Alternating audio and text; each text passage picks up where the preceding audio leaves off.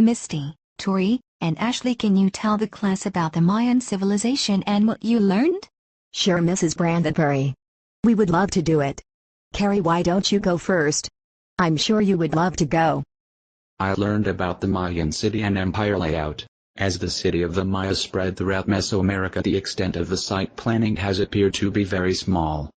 Depending on the availability of natural resources such as freshwater wells, or seed notes, the city grew by connecting plazas with many different platforms.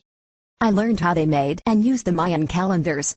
The long count is one type of calendar used for history, and was started in 3114 BC.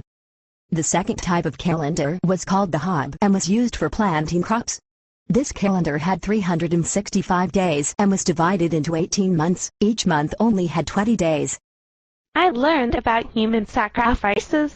They made true sacrifices when shedding blood. Priests would bind ropes or make cuts for a blood offering to show respect for gods. When the Maya selected a new king, there was also a sacrificando ritual that was led by the temple priest. The priest would stand the victim and pass a still beating heart around. I also learned about the Mayan tools. Stone hammerheads were attached to hardwood shafts for breaking and shaping large stone blocks.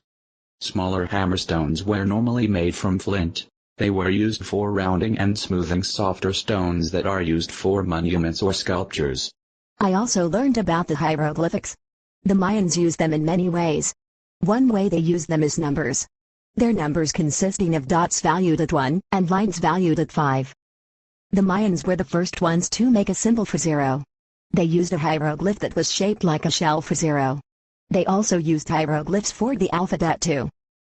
I also learned about the Mayan religion. The Mayans did blood rituals, sacrifices, and were led by the temple priest. Dancing was important, although the men and women danced alone.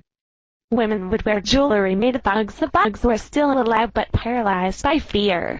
The men wore robes and jewelry, but the women wore long dresses, jewelry, and grew their hair long. I also learned about the farming. Mayans used stone axes in the rainforest. Blades of obsidian and flint were used to cut down trees and bushes before burning them to make clearings. The ashes left behind were good for the soil, which the Mayas used for farming during the rainy season. In other areas the Mayas dug canals to bring water in from rivers for the crops.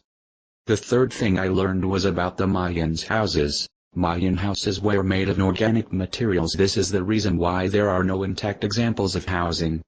Most researchers believe that the houses were built like our rural houses today in modern America. Each lot included a hut, a well, a bathroom, a chicken coop, and a garden. The math of the Mayas was based on a 20-base system. This 20-base system was also used on calendars. Small numbers were written sideways and large numbers were written up and down. For each spot going up, a column was used as a representation of multiplication by 20. To count by tens you would use a shell and put a dot on the top of it. The Maya is an early civilization that lives along the Gulf Coast, which is now Mexico.